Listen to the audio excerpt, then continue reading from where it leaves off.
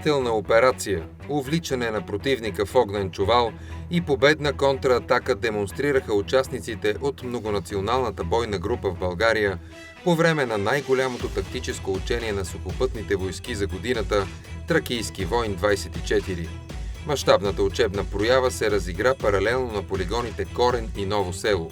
В продължение на няколко дни военнослужещи от държавите, представени в многонационалната бойна група, тренираха отбрана, контратака, настъпление на полигон Ново село. Това, което очакваме да постигнем, на първо място е да повишим оперативната съвместимост между българските военнослужещи и тези от коалиционните партньори и от гледна точка на бойната група да повишим, надградим способностите да водим бой заедно с военнослужещи от 9 различни държави. Десетки бойни машини, танкове, артилерийски установки и специализирани автомобили маневрираха в Ново село по опаленото от жегата и сушата бойно поле, действайки в пълен синхрон по изпълнението на тактическите задачи. В момента сте свидетели на кулминационната част на учението Тракийски войн 24, което е най-голямото учение за сухопътни войски през тази година, в което втора механизирана бригада е основен обучаем, развърната на учебен полигон Корен, а многонационалната бойна група действа в рамките на същото учение на учебен полигон Ново село, като българската механизирана рота, която е част от многонационалната бойна група, в пълен състав участва в тактическите действия, които се отработват от бойната група. Основен участник в учението на полигон Корен от българска страна е механизираната рота с командир старши лейтенант Стоян Спасов. Ротата е в състава на многонационална бойна група България от 1 февруари. Укрити в траншеи с бронираните си машини МТЛБ и умело маскирани, войните от ротата изчакваха сигнала да преминат в атака. Прозвуча команда и бойците бързо заеха местата си в машините. Последва устремно излизане на бойната техника от траншеите и неудържимо настъпление, заедно с десетки други машини на съюзните контингенти от многонационалната бойна група. С общите действия на всички участници в учението, условният противник бе победен. Командирът на ротата не скри задоволството си от действията на своите подчинени. Смятам, че се представиха много добре. Всички задачи, поставени пред ротата, бяха изпълнени в пълен обем. Военнослужащите показаха мотивация, хъс, желание за изпълнение на поставените задачи и смятам, че доказаха, че са професионалисти. Ние се стараем в нашите тренировки всеки път да надграждаме своите способности, да придобиваме нови знания, умения, да научаваме нещо от нашите съюзни партньори, както и те да научават нещо от нас. Офицерът е убеден, че за да се постигнат успехи в подготовката и в ученията, трябва да се наблегне на психологията в работата с военнослужещите. При офицерите и при командирите това е основополагащо, да можеш да работиш с всякаква категория военнослужещи мъже, жени на различна възраст, с различни потребности и интереси. Бързина, маневреност и точност на действията демонстрираха войните в отделните етапи на учението.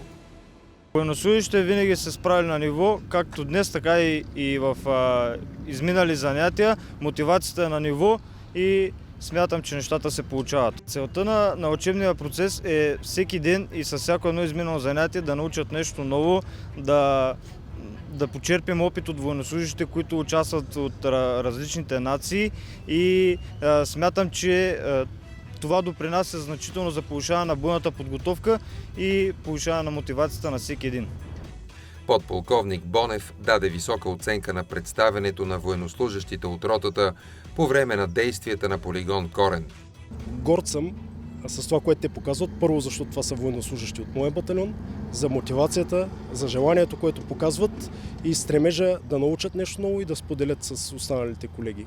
Пак казвам, те са военнослужащи за пример, с поведението, с външния си вид и с желанието за работа. Така че мога единствено от трибуната, която ми е дадена, да им благодаря и да кажа, че съм горд, че точно те са формирали този контингент в момента. Съставът на ротата е попълнен 100%. Няма некомплект.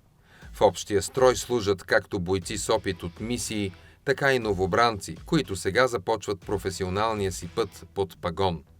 но всички са обединени от желанието да допринесат за общия успех на воинския колектив. Тренираме различни тактически ситуации по време на подготовката. Учим доста нови неща, сблъскваме се с трудности, но наистина се стараем всеки път да ги преодоляваме и да извършваме поставената ни задача по най-добрия начин. Младши сержантът е от 12 години в редиците на българската армия. Участвал е в 2 мисии в Афганистан и една в Босна и Херцеговина. Опит се трупа всеки един ден, където и да е един военнослужещ, каквато и задача да изпълнява. Там е хубавото, че се виждат как работят други нации от НАТО, други армии. Редник Митко Ванчев е помощник гранатометчик. 22-годишният военнослужещ е вече от 3 години и половина в строя. Вече съм 3 години и половина в строя и мога да кажа, че много се радвам с това нещо. И още като завърших, това ми беше като мечта да съм военен. В армията го привлича и мотивира за служба интересът към оръжията и тактиката. Надграждам себе си като цяло тук, като характер, като личност. Придобивам много опит, както тактически, така и физически, психически.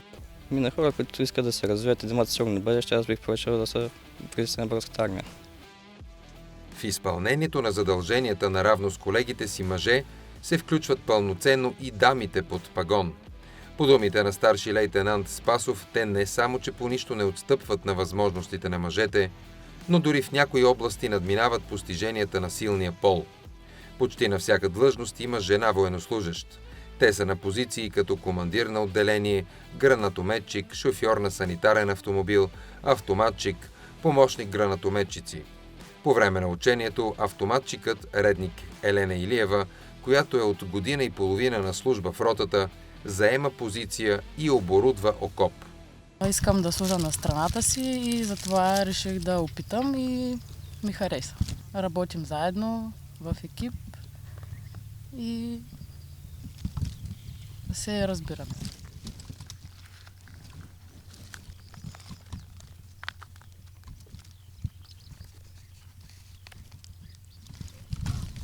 За това време, от което съм в армията, мисля, че се представям добре. Сред машините на ротата по стръмнините на Ново село мощно се движи и джип Хамър. От шофьорската кабина пъргаво слиза усмихнато момиче в униформа. Редник Петя Димитрова е шофьор-санитар. Скоро се е върнала от майчинство. Моето участие в бойната група е шофьор-санитар. Трябва да карам Хамърът. Имам командир на отделение, който отговаря за нашето отделение. Нашата задача е да помагаме при евентуални инциденти, да извозим раненият от мястото, на което сме се разположили, до пункта, където се намират медицинските лица.